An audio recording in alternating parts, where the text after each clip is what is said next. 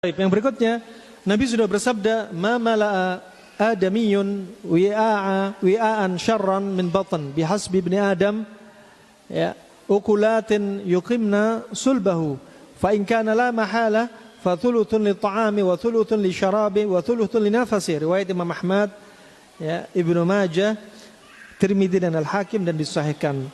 Ya, kata Nabi apa? Tidaklah ada yang lebih buruk daripada yang ada pada anak Adam dari perutnya, wadah dari perutnya ini, ya. Dan standarnya disebutkan di sini.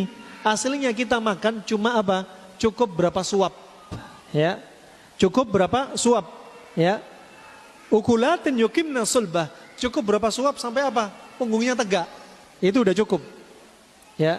Makanya semakin kita banyak makan bukan tambah sehat. Semakin kita banyak makan, semakin banyak penyakit. Jangan salah persepsi, wah anak saya banyak makan, bagus, nafsu makannya tinggi sekali, gitu kan. Wah itu bukan sehat, tapi bikin penyakit. Nah, seneng anaknya imut-imut kayak Michelin gitu kan.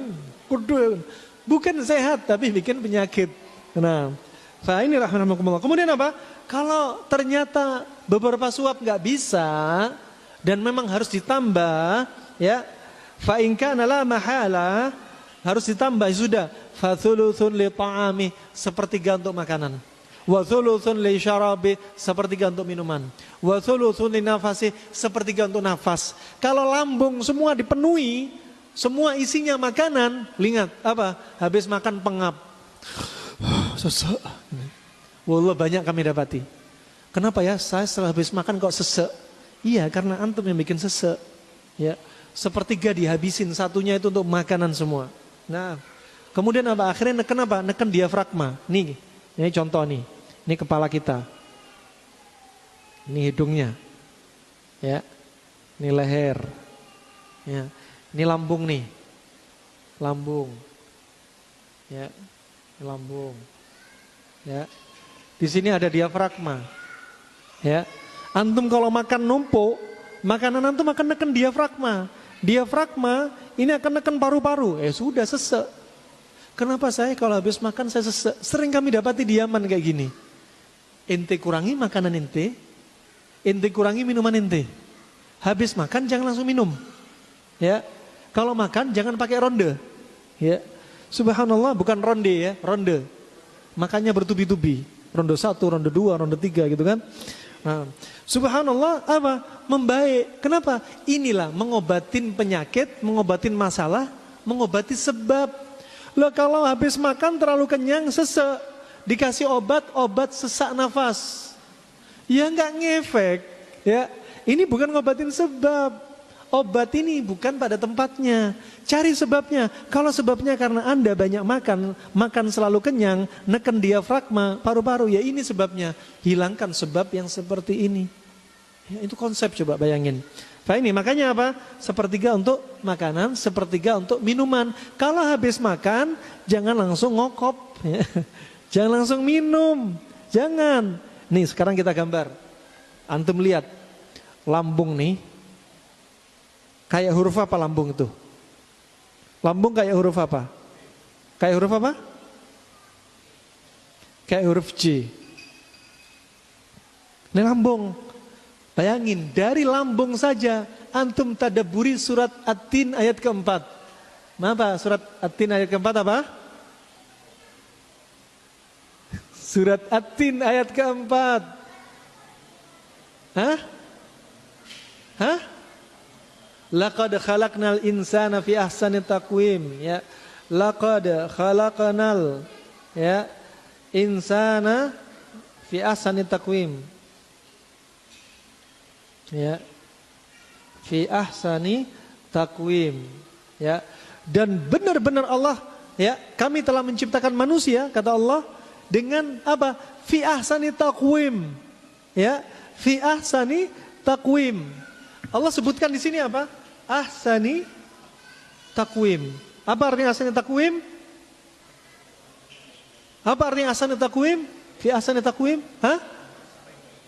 Dengan sebaik-baik ciptaan. Kata Ibnu Katsir, kata ulama tafsir yang lainnya, juga kata Imam As-Sa'di, ahsani takwim yaitu sebaik-baik ya, sebaik-baik apa?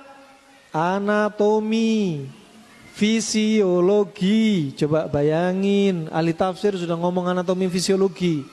Ya, Allah menciptakan apa? Sebaik-baik anatomi fisiologi. Termasuk Allah ciptakan lambung. Kita masih ngomong lambung. Belum ngomong otak, belum ngomong saraf, pembuluh darah, jantung, ginjal, kemaluan antum, organ reproduksi antum. Wallah, nggak ada habisnya. Mungkin bakal jadi kitab berjilid-jilid. Semoga Allah mudahkan kita untuk nulis nanti insyaallah. Ya, buku kedua kami insyaallah karena akan kami tulis hikmah di balik adab makan Nabi. Buku pertama buku Latai'as Syifa Kakarib, kedua insyaallah masih ada kaitan sama yang sebelumnya. Fa ini subhanallah anatomi fisiologi. Coba Allah ciptakan anatomi lambung seperti huruf J. Kenapa? Biar masuk dari mulut, masuk seperti huruf J, biar ditampung dulu di sini, nggak langsung masuk. Ditampung di sini, nanti ada apa? Ada 5 enzim lambung. Yang fungsinya apa? Menghancurkan makanan. Ya, menghancurkan makanan, ya itu butuh waktu. Setelah antum makan, gigi antum sebagai apa? Sebagai alat mekanik kan, untuk menghancurkan makanan. Makanya kalau Allah ciptakan antum punya gigi, kalau makan jangan langsung ditelan. Khawatir habis dimakan temennya, langsung telan semua. Ya.